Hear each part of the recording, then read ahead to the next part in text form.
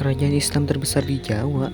Emangnya ada ya kerajaan Islam yang besar banget sampai hampir nguasain satu pulau penuh gitu?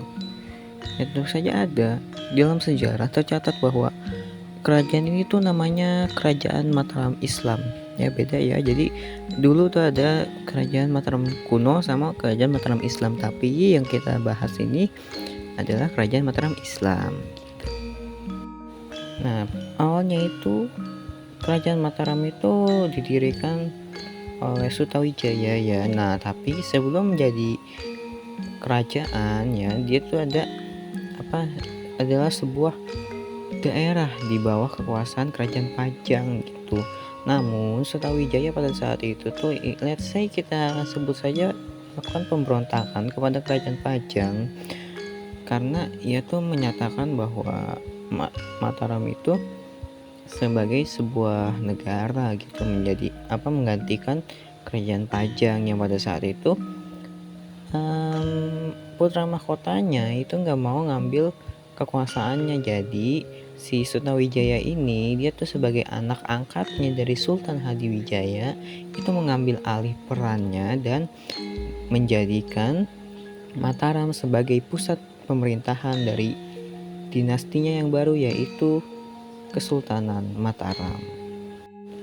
Nah, Sutawijaya ini ya, dia sangat berambisi untuk menjadikan Mataram itu sebagai pusat pemerintahan di Jawa, sehingga dia berusaha menaklukkan daerah-daerah di sekitarnya gitu, kayak Demak, Madiun, hingga Surabaya gitu. Dia tuh di masa pemerintahannya itu daerah-daerah ini sulit untuk ditaklukkan olehnya, sampai akhirnya dia wafat dan digantikan oleh anaknya yang bernama Sultan Anyakrawati. Namun pada masa pemerintahannya Sultan Anyakrawati ini mendapatkan banyak rintangan ya. Salah satu rintangannya apa ya, yaitu banyak daerah-daerah di pesisir yang ingin memberontak dan melepaskan diri dari Kerajaan Mataram.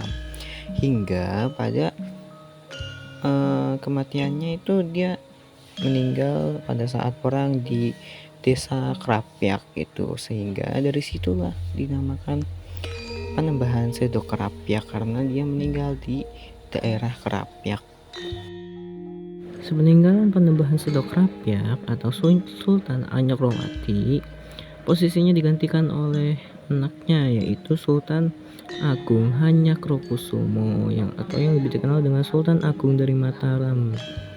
Nah, ia ini bisa dibilang ya, pada masa pemerintahan dia tuh Mataram Islam tuh mencapai masa kemasannya gitu, dimana wilayah kekuasaan dari Mataram Islam tuh mencakup hampir satu pulau Jawa. Namun di sisi lain, di Batavia lebih tepatnya, muncul satu kekuatan baru yang besar, yaitu VOC yang bisa dibilang itu sebagai benalu bagi kerajaan Mataram Islam.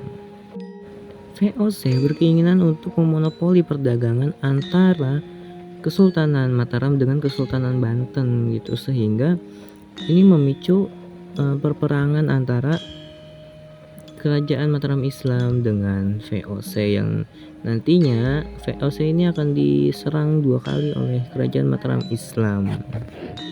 Serangan pertama Kerajaan Mataram Islam pada VOC dimulai pada tahun 1628 Masehi. Pada penyerangan ini tuh sebagai imbas dari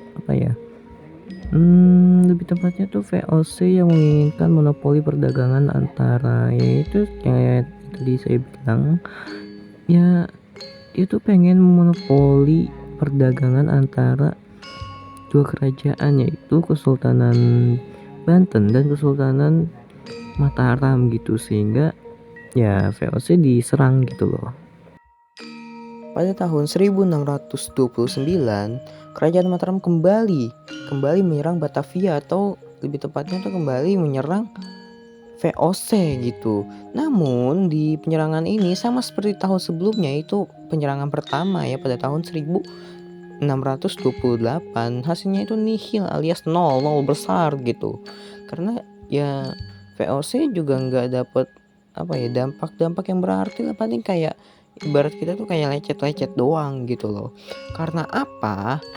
Ya kembali lagi, VOC itu sebenarnya VOC itu ya, tentaranya tuh bukan kayak tentara yang terlalu, apa ya, terlalu overpower sehingga sulit dikalahkan tuh enggak sebenarnya kan.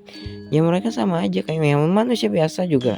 Tapi mereka tuh punya otak yang sangat-sangat licik kalau kata saya mah. Kayak licik banget itu otak-otak, emang otak-otak penjajah gitu loh.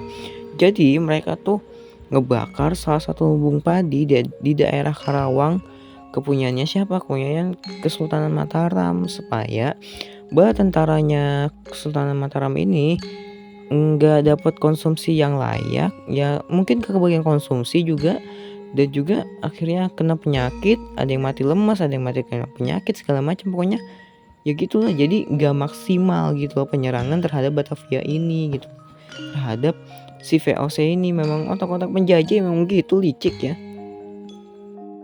Seperti peninggalan Sultan Agung Mataram akhirnya dipimpin oleh anaknya yang bergelar itu Amangkurat I. Namun di sini tuh yang bikin keselnya itu Amangkurat I itu kayak terlalu dekat gitu loh sama VOC ini juga.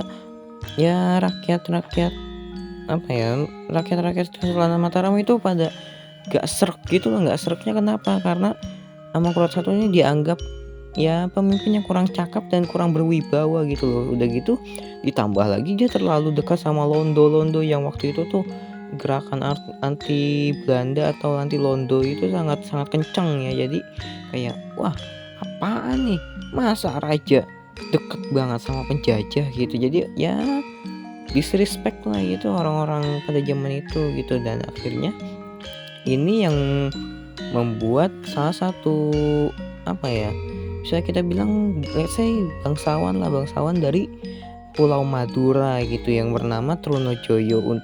Nah Trunojoyo ini dia kepikiran gitu buat ngeberontaknya gimana. Jadi dia tuh menyatakan bahwa Madura adalah negara yang merdeka dan berdiri setara gitu dengan Kesultanan Mataram. Jadi kayak melepaskan diri lah gitu. Jadi sehingga ini juga dikenal sebagai pemberontakan Trunojoyo gitu ya. Karena apa?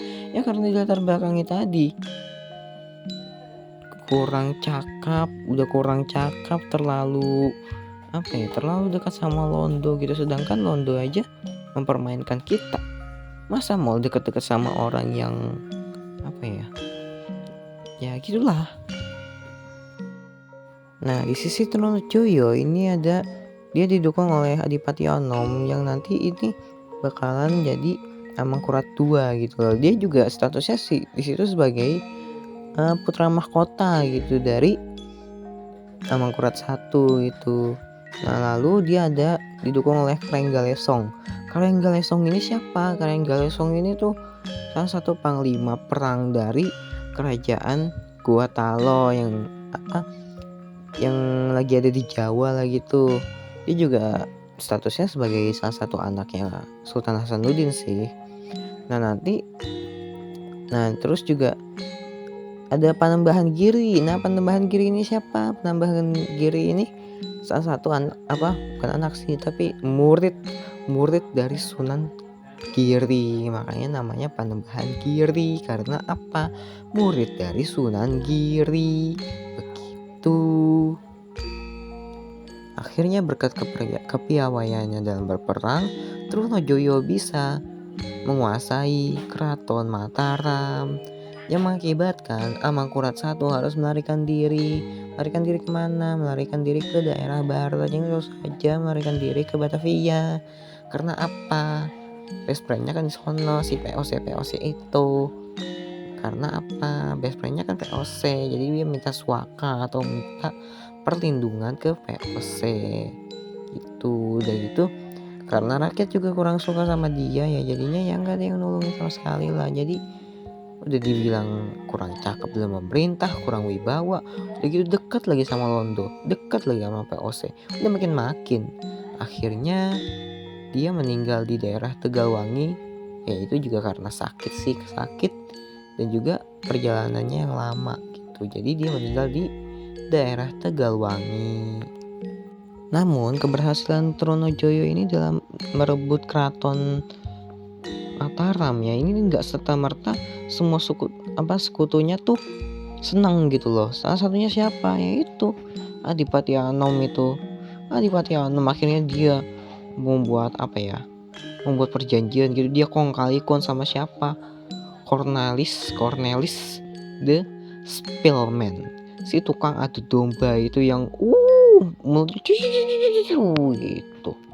Emang kayaknya kita tuh emang gampang diadu domba. Sebenarnya kita kalau bersatu itu ya kuat, cuman ya itu kita gampang diadu domba, gampang pecah belah, jadi begitulah.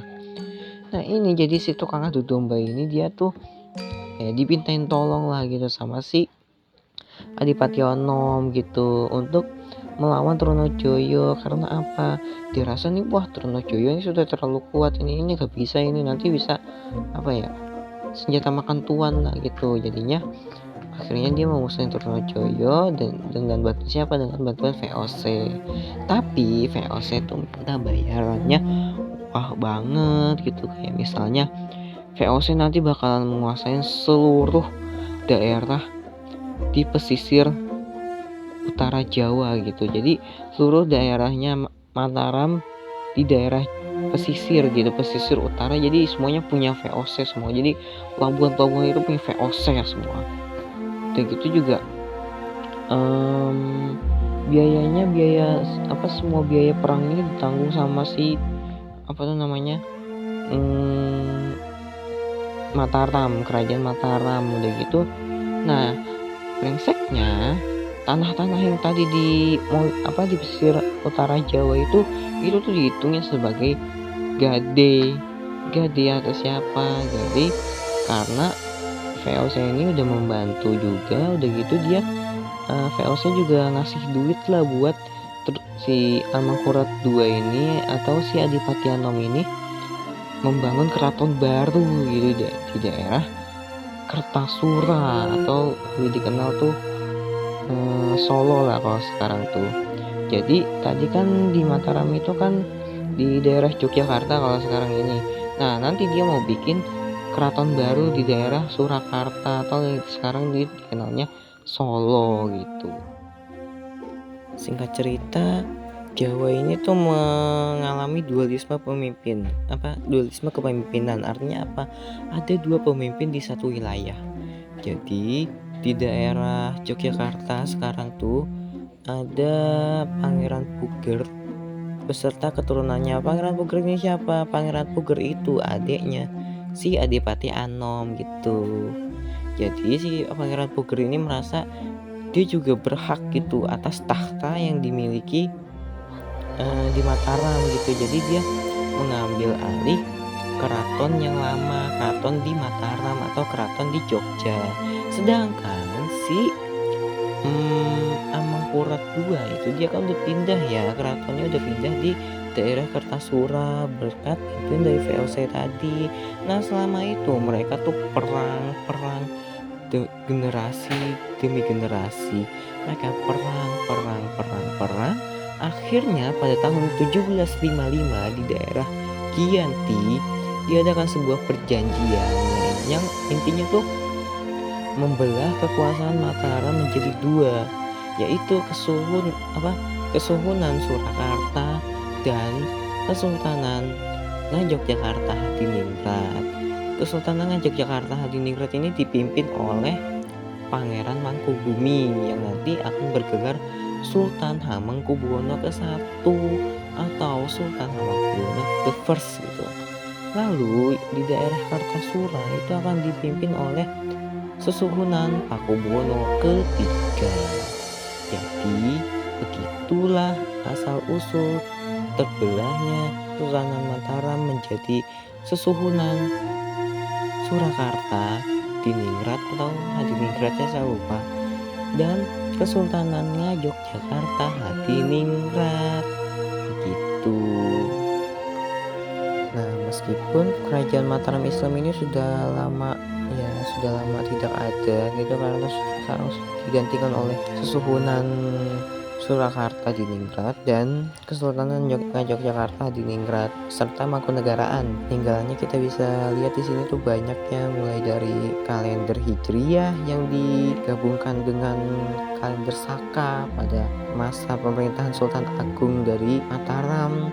Terus ada gamelan, ada wayang, ada tari, misalnya tari Bedoyo Ketawang itu yang kayaknya luas banget kayak air gitu loh. Nah, itu salah satu peninggalannya. Semoga ini semua bisa menambah wawasan kita dan pengetahuan sejarah kita. Sekian beritanya. Terima kasih. Wassalamualaikum warahmatullahi wabarakatuh.